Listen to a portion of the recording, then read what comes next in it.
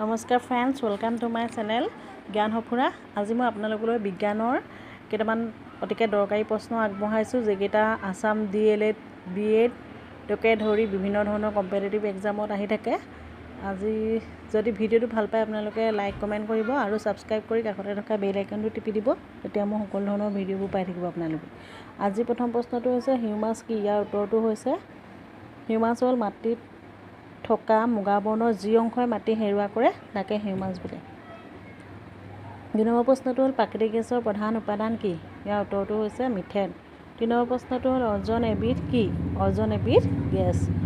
৪ number প্ৰশ্নটো হ'ল জৈৱ গেছ কি? জৈৱ গেছ হ'ল এবিধ প্ৰদূষণমুক্ত ইন্ধন। ৫ নম্বৰ প্ৰশ্নটো হ'ল অবায়ৱিক বেক্টেৰিয়াই কি কৰে?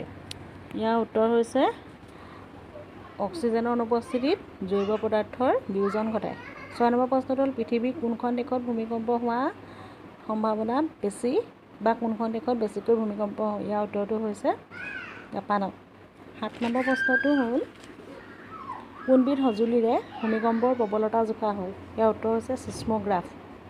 ৮ নম্বৰ প্ৰশ্নটো হ'ল পেট্ৰলিয়ামৰ শোধনত জড়িত থকা এটা প্ৰক্ৰিয়া কি? ইয়াৰ উত্তৰটো হৈছে পাতন। ৯ নম্বৰ প্ৰশ্নটো হ'ল পেট্ৰল আৰু ডিজেল হৈছে এবিধ কি? ইয়াৰ উত্তৰটো হৈছে নৱীকৰণযোগ্য শক্তিৰ উৎস। ১০ নম্বৰ প্ৰশ্নটো হ'ল কোনবিধ পদাৰ্থ জীৱনমনীয় নহয়? ইয়াৰ উত্তৰটো হৈছে প্লাষ্টিক জীৱনমনীয় নহয়।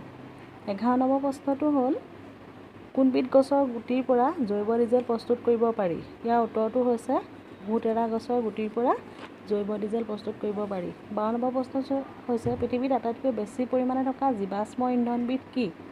ইয়াৰ উত্তৰটো হৈছে কয়লা, পৃথিৱীত আটাইতকৈ বেছি পৰিমাণে থকা জীৱাশ্ম ইন্ধন।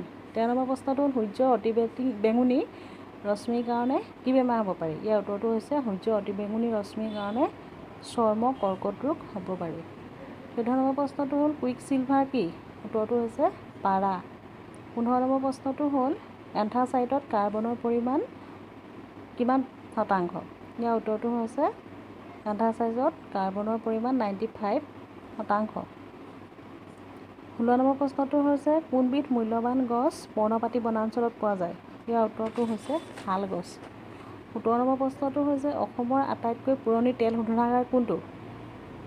ইয়াৰ উত্তৰ হৈছে অসমৰ আটাইতকৈ পুৰণি তেল শোধনাগাৰ ডিগবৈ। ১৮ নম্বৰ প্ৰশ্নটো হৈছে বাষ্পমোচন প্ৰক্ৰিয়াৰ দ্বাৰা বনাঞ্চলে কি কৰে? ইয়াৰ উত্তৰ হৈছে বাষ্পমোচন প্ৰক্ৰিয়াৰ দ্বাৰা বনাঞ্চলে জলবায়ু সমতা ৰক্ষা কৰে। ১৯ নম্বৰ প্ৰশ্নটো হৈছে খনিজ সম্পদত কোনখন ৰাজ্য চহকী নহয়? ইয়াৰ উত্তৰ হৈছে উত্তৰ প্ৰদেশ। ২০ নম্বৰ প্ৰশ্নটো হৈছে বতৰৰ পৰিঘটনাবোৰ ক'ত ঘটে? ইয়াৰ উত্তৰ হৈছে ট্ৰপোস্ফিয়াৰত বতৰৰ পৰিঘটনাবোৰ ঘটে। ২১ নম্বৰ প্ৰশ্নটো হৈছে নিউক্লিয় দ্বিভংগনৰ ফলত কি হয়? ইয়াৰ উত্তৰটো হৈছে নিউক্লিয় দ্বিভংগনৰ ফলত এটা নিউক্লিয়াছৰ পৰা দুটা নিউক্লিয়াছৰ উৎপন্ন হয়। ২২ নম্বৰ প্ৰশ্নটো হৈছে তেজস্ক্ৰিয় পদাৰ্থ এটাৰ পৰা কি ওলাই থাকে? ইয়াৰ উত্তৰটো হৈছে তেজস্ক্ৰিয় পদাৰ্থ এটুকুৰাৰ পৰা আলফা, বিটা আৰু গামা ৰশ্মি নিজে নিজে ওলাই থাকে। ধন্যবাদ।